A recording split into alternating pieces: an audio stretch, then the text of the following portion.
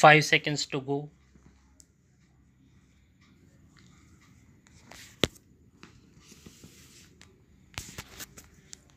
Start. I should like right at the beginning to say that I welcome the amendment which was proposed to the draft resolution by the Foreign Minister of the United Arab Republic. The amendment makes effective change, but I think it is a happier way of putting forward the idea contained in the resolution. When I had the privilege to put forward the resolution from 5 nations before this assembly, I expressed the hope that it would be accepted unanimously. It did not seem to me reasonably possible that any member of this assembly could object to the resolution. It was straightforward.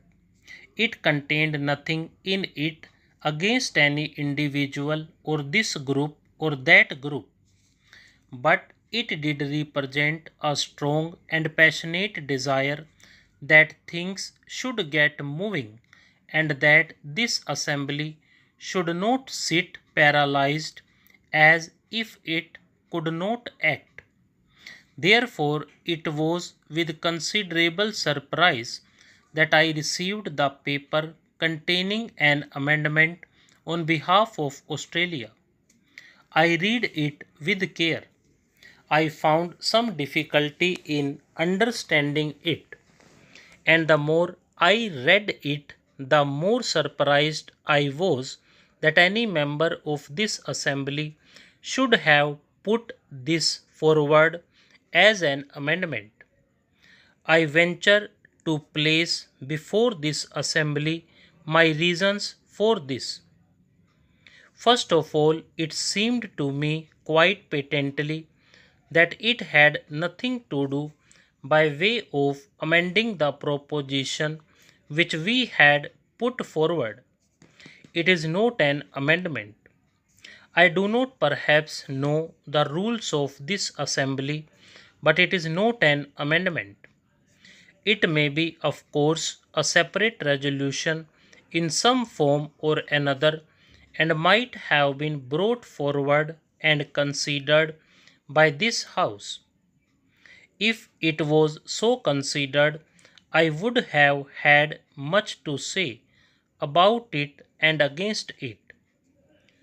The Prime Minister of Australia, in his speech, made it quite clear that it was not an amendment, although he might call it so. Therefore, I could not quite understand what meaning lay behind this amendment. I have the greatest respect for the Prime Minister of Australia, more especially for his keen mind and ability. I wondered if that keen mind had not tried to cover up with a jumble of words something which had no meaning at all. I was particularly keen to listen to the Prime Minister of Australia in the hope that he might throw some light on this aspect. He stated clearly that he dissented from the last paragraph of the resolution, a very innocuous one, nevertheless with very considerable meaning. In fact, the whole resolution led up to this paragraph, the rest being a preamble. Therefore, he dissented from the very basis of the resolution. Coming forward with his amendment, he said that the effect of the resolution, if carried, would be undesirable. I wondered if I had understood him correctly or if I had made some mistake in regard to what he said.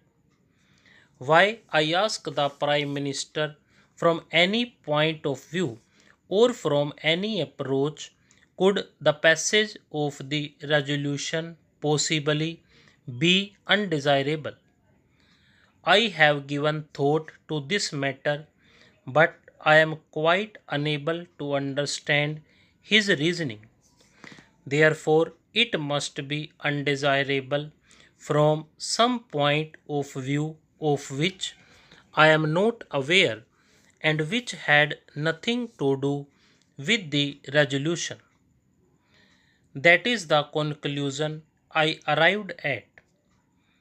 I would put it to the distinguished assembly with respect and without meaning offense that this is a rather trivial way of dealing with this not only important question but vital question which is shaking the world by calling it an amendment of the resolution. I submit that we are discussing very important matters affecting this assembly and the world. The Prime Minister, in his argument, talked about a conference. Why does the resolution suggest a meeting or a conference? I would beg him to read the resolution again because he has failed to understand it. It does not necessarily suggest a conference or a meeting. It suggests a renewal of contacts. Again, he asked, why should two people meet? Why should not four meet? Why dismiss the United Kingdom and France? Why omit them from summit talks? These are quotations which I took down when he was speaking. Why all this? He asked, well, simply because there is no why about it, because nobody is dismissing or pushing out anybody or suggesting it. He has missed the point of the draft resolution and has considered possibly that there is some kind of a secret motive behind this. I really regret that any such idea should have gone abroad. The draft resolution was put forward in all good faith for the purposes named in it and to suspect it of some secret device to push out somebody or not to pay adequate respect to some country is not fair on the part of the honorable gentleman. Indeed, I greatly regret to say that the Prime Minister of Australia has done very little justice to himself in proposing this amendment. Stop.